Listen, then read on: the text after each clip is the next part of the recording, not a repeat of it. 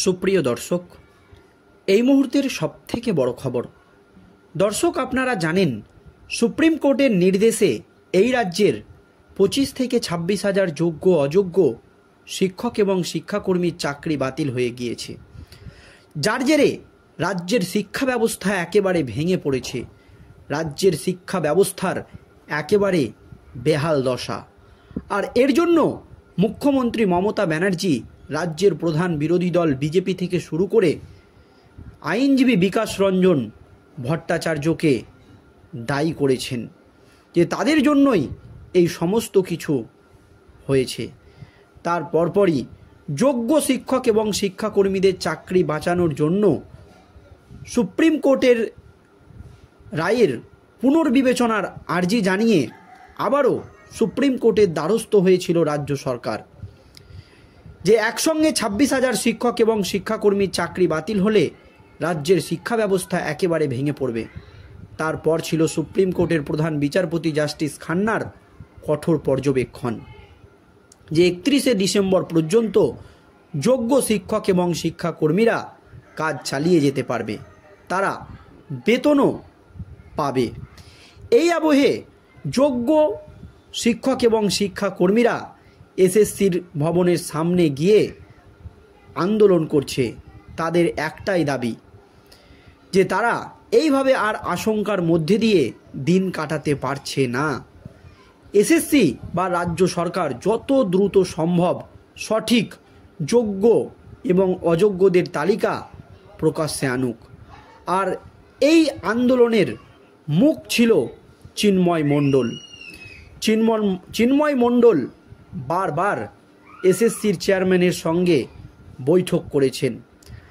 তার পরপরই এসএসসি যোগ্য শিক্ষক এবং শিক্ষাকর্মীদের একটি তালিকা প্রকাশ করেছে। আর সেই তালিকায় নাম নেই যিনি এই 26 হাজার চাকরি বাতিল মামলার আন্দোলনকে সামনে থেকে নেতৃত্ব দিচ্ছে, তার যিনি যোগ্য শিক্ষক এবং শিক্ষাকর্মীদের হয়ে আন্দোলন চালিয়ে যাচ্ছে, সেই চিন্ময় মণ্ডলেরই নাম নেই যোগ্য শিক্ষকের তালিকায়। আর তারপরেই মুখ খুলেই বিস্ফোরক দাবি করলেন এই শিক্ষক। তাহলে কি চিন্ময় মণ্ডলও ভুয়ো শিক্ষক? কি জানিয়েছেন তিনি, দর্শক শুনুন। মঙ্গলবার রাতেও তিনি এসএসসির চেয়ারম্যান সিদ্ধার্থ মজুমদারের সঙ্গে যোগ্য চাকরিহারা শিক্ষকদের প্রতিনিধি হিসাবে বৈঠক করেছিলেন। সেই বৈঠক শেষ হলে তাকেই দেখা গিয়েছিল সংবাদ মাধ্যমের সঙ্গে কথা বলতে। বাস্তবিক অর্থেই তিনি হয়ে উঠেছিলেন যোগ্য চাকরিহারা শিক্ষকদের আন্দোলনের মুখ।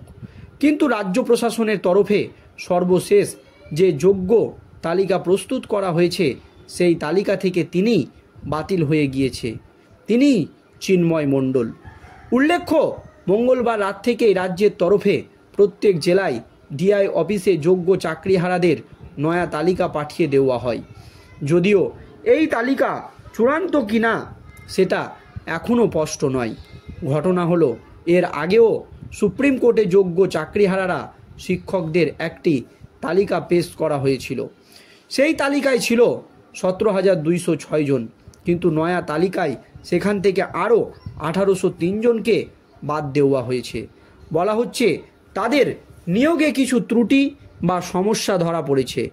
যদিও সেটা ঠিক কি সেটা আনুষ্ঠানিকভাবে স্পষ্ট করা হয়নি। আর্থিকভাবে এই সমস্ত শিক্ষকরা একেবারে ভেঙে পড়েছে। অর্থাৎ সর্বশেষে এই তালিকায় স্থান পেয়েছে মোট 15,403 জন যোগ্য শিক্ষক। বুধবার 23 এপ্রিল 2025 সংবাদ মাধ্যমে যে তথ্য উঠে এসেছে সেই তথ্য অনুসারে নয়া তালিকায় নিজের নাম খুঁজে পাননি চিন্ময় মণ্ডল সহ আরও অনেক আন্দোলনকারী। তাদের অনুমান এই তালিকা ত্রুটিপূর্ণ।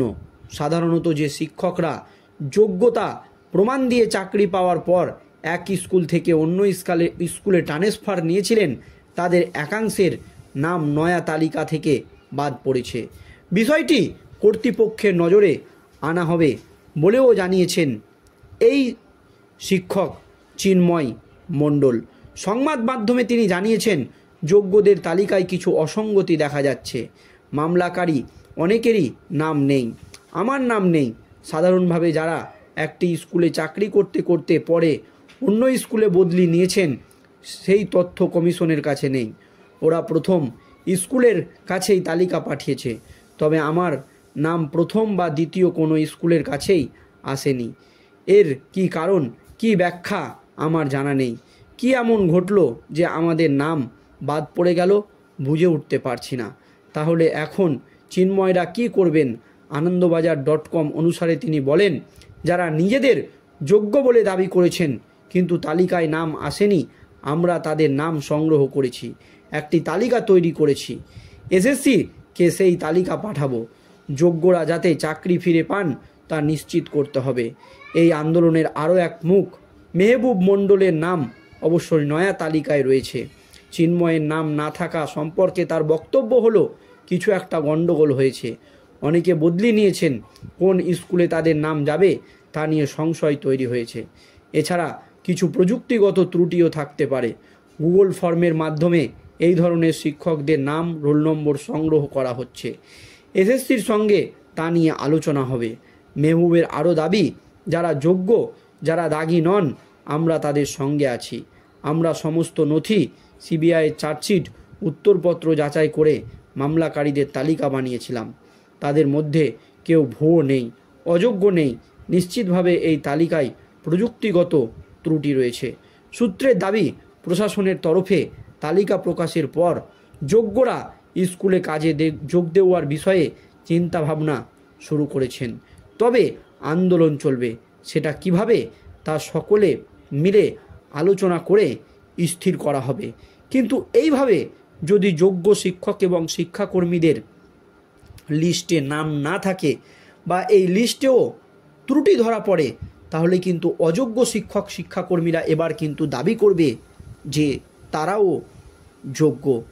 কারণ যিনি আন্দোলনের মুখ, যিনি এই এসএসসির 26,000 চাকরি বাতিলের পর থেকে যোগ্য শিক্ষক এবং শিক্ষাকর্মীদের সামনে থেকে নেতৃত্ব দিচ্ছেন, যিনি তার ন্যায্য অধিকার আদায়ের দাবিতে বারবার এসএসসির চেয়ারম্যান সিদ্ধার্থ মজুমদারের সঙ্গে যোগ্য চাকরিহারা শিক্ষকদের প্রতিনিধি হিসাবে বৈঠক করছেন, শেষে দেখা যাচ্ছে সেই যোগ্য শিক্ষকেরই নাম নেই এসএসসির প্রকাশ করা লিস্টে।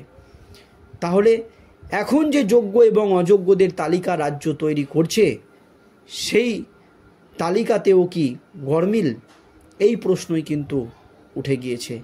দর্শক, এই নিয়ে আপনাদের মতামত জানাবেন। ধন্যবাদ।